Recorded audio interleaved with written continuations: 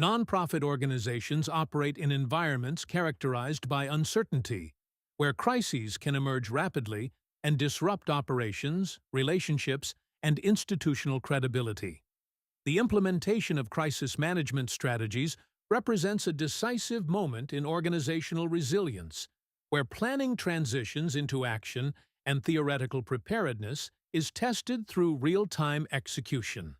Crisis management implementation begins with the ability to detect emerging threats and assess their potential impact.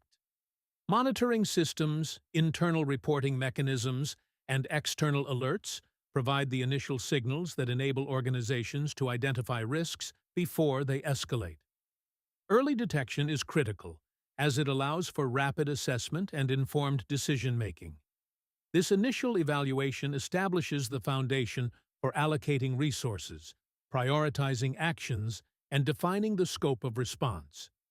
Once a crisis is identified, the organization must activate its crisis management structures. This involves convening designated leadership teams responsible for coordinating the response and ensuring that roles and responsibilities are clearly defined.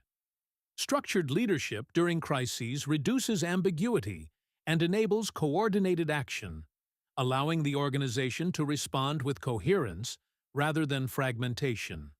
Centralized coordination further strengthens implementation through the establishment of dedicated operational hubs that facilitate communication, information sharing, and decision-making.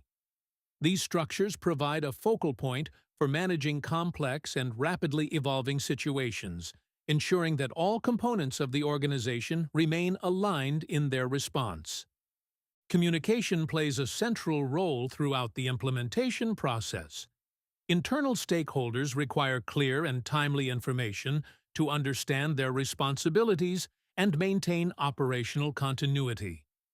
External stakeholders, including donors, beneficiaries, and the broader public, must be informed in ways that preserve trust and credibility. Effective communication is defined by transparency, consistency, and responsiveness.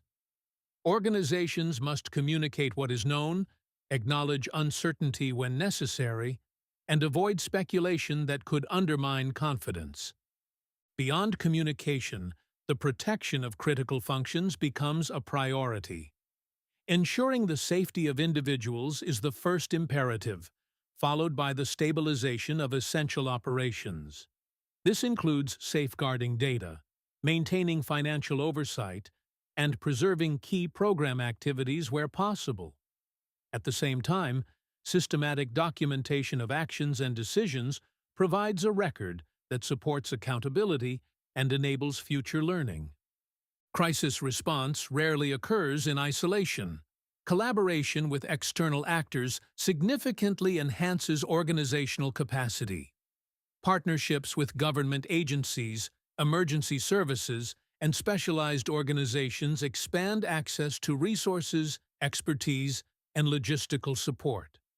These relationships are most effective when established prior to crises, allowing for rapid coordination and alignment during response efforts.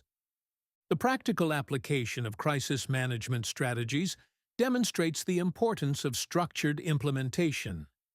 In situations ranging from natural disasters to technological disruptions and public health emergencies, organizations that activate their plans promptly, communicate effectively, and coordinate with external partners are better able to maintain continuity and protect stakeholder trust.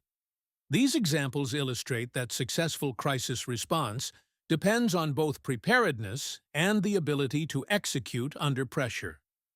At the same time, implementation presents inherent challenges. Weak monitoring systems may delay detection, while incomplete information can complicate decision-making and communication.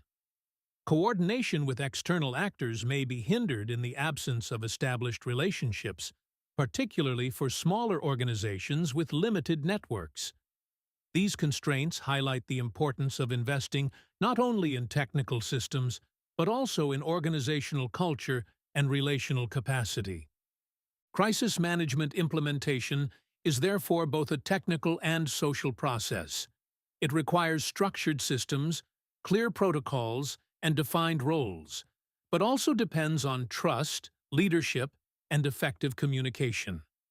Organizations that cultivate a culture of preparedness and collaboration are better positioned to navigate uncertainty and respond effectively to disruption. The effectiveness of crisis management ultimately depends on the alignment between planning and execution. Strategies that exist only at the level of documentation are insufficient unless they can be activated quickly and adapted to dynamic conditions. Decisive leadership, coordinated action, and continuous communication transform plans into practical outcomes that mitigate risk and sustain operations. Implementing crisis management strategies thus serves as a critical test of organizational resilience. When executed effectively, it enables nonprofit organizations to protect their missions, maintain stakeholder confidence, and continue operating in the face of disruption. Through the integration of preparedness, coordination, and adaptability, crisis management becomes not only a defensive mechanism but a foundation for long-term institutional strength.